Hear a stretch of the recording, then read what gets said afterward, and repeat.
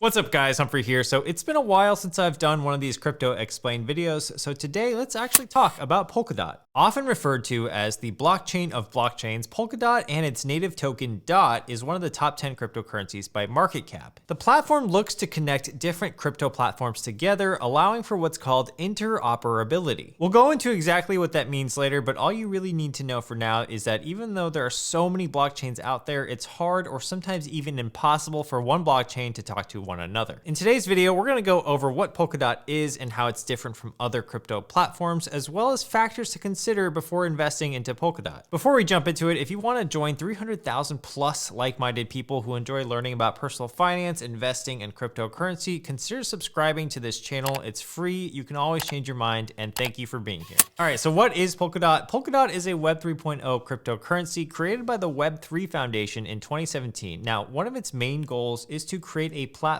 that bridges different blockchains together. Its founders are Dr. Gavin Wood, Robert Habermeyer, and Peter Sabin. Now, Gavin Wood is the most well-known of the bunch, as he was the co-founder of Ethereum, and he actually created the smart contract coding language called Solidity. The main thing Polkadot aims to solve is that there's constantly these new blockchains and new cryptocurrencies coming to market, and each one is slightly different from the next. So Polkadot was started to tackle this exact issue. Now, first, let's actually talk about the blockchain and actually do a little quick refresher on it because it's going to help you understand the rest of the video. A blockchain is a digital database that stores transactions in a readable format. As information is collected and recorded, data is added as lines into different blocks.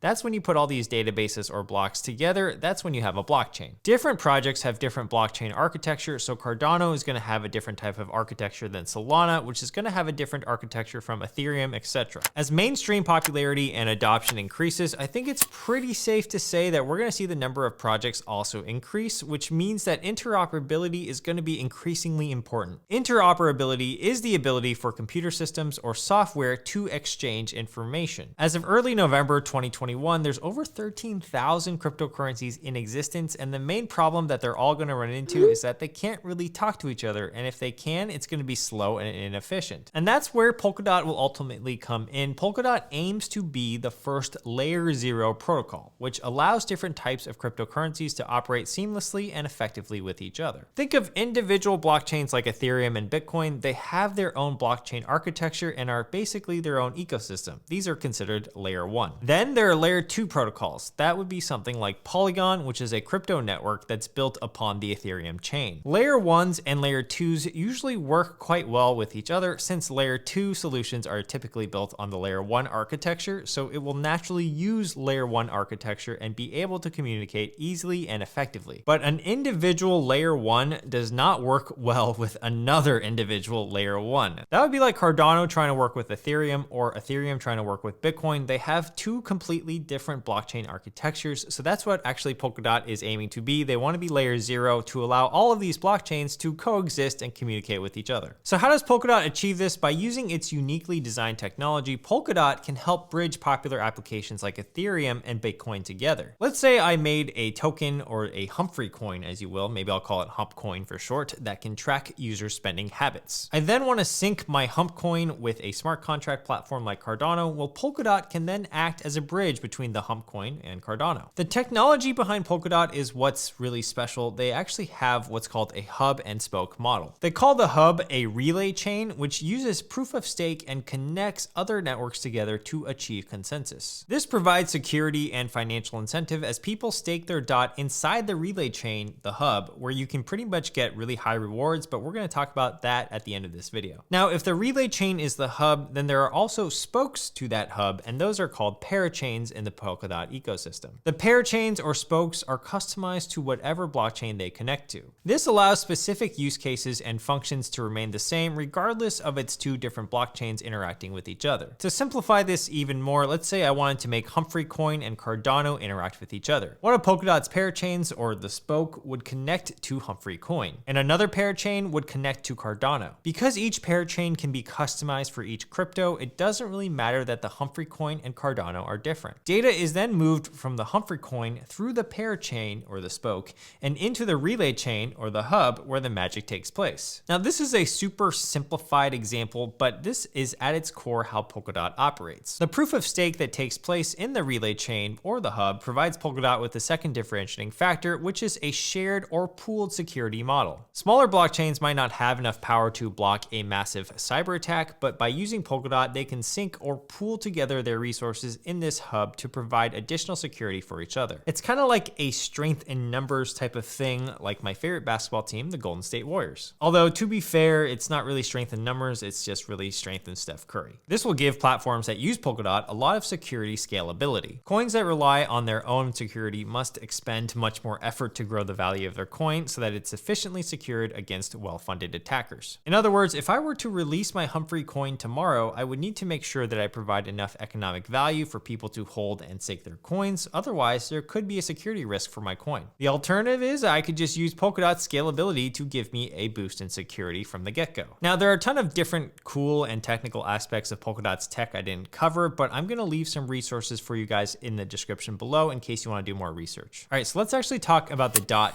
token now. Similar to how Ethereum's native token is actually called Ether, Polkadot's native token is called DOT. The ICO, or the initial coin offering from Polkadot, took place in 2017 and is known as being one of the most successful ICOs in history, raising over $200 million in fundraising. Polkadot's native coin DOT launched in late 2020, and currently there sits about 987 million DOT coins in supply. By owning DOT, it also entitles you to control governance on the platform, which includes determining the fees of the network, the addition or removal of pair chains, and any upgrades to the platform as well. You can also stake DOT to help the network run and get pretty high rewards. In terms of the tokenomics, DOT is inflationary, which combats the large amount that's going to be staked on the platform. A little bit of inflation is necessary to keep things in balance, because if all the DOT tokens are actually locked up by staking, then the supply would dry up and the price of DOT would get too high, which would disincentivize future developers to get on the network. If you're fascinated by all the nitty-gritty details of Polkadot, I'll also leave their wiki in the description below so that you can read all about it after this video. The other thing that I want to quickly bring up is that Polkadot actually has a predecessor named Kusama, which is an experimental version of Polkadot. Experimental predecessors are called canary networks, and canary networks are important because it allows developers and users to test the usability of a coin or use case before it's released in a more live state. Anyways, Kusama is basically the testing or staging area of Polkadot so that developers can test things before they actually get deployed to the real network. In terms of how much development activity is going on these days, if we look at the GitHub logs, we can see that both Polkadot and Kusama have the most commits as of November 23rd, and while not all days have Polkadot and Kusama at number 1 and number 2,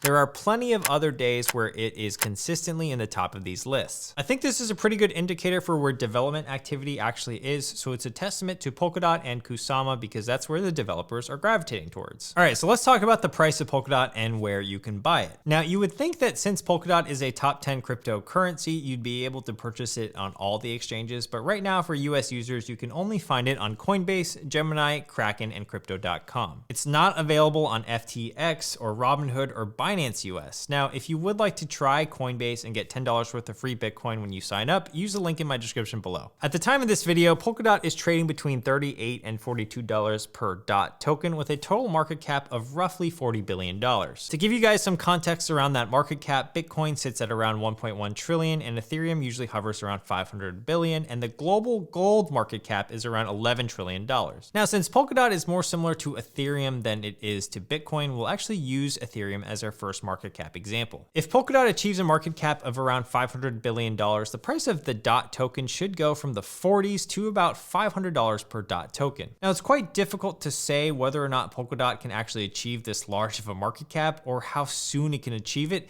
It would take a lot for Polkadot to reach Ethereum's market cap, and the value of Polkadot seems to be comprised of all the potential value it can actually bring to other platforms as well. So as such, it's more of a rising tide lifts all boats type of situation. If the crypto market cap gets larger as a whole and Polkadot becomes the ultimate layer 0 solution, then we could really see it grow and play a much larger role in cryptocurrency. In the grand scheme of things, Polkadot is still a relatively new altcoin. It only started trading in August of 2020, and since DOT's launch, it's almost increased already 1,000% in value. Its all-time high was $54.98, which was reached in November, along with Bitcoin and Ethereum's all-time high. Now, since it hasn't been around that long, it's going to be hard to tell how it's going to perform in a big bear market. During the July crypto dip, for example, DOT dropped from its previous all-time high of around $48 to $10.98, which was a whopping 77% decrease. That's some crazy volatility. So basically, when you're investing in cryptocurrency, it's good to know how it sits among your entire portfolio. Since crypto seems to be one of the most volatile asset classes out there, and more specifically altcoins especially,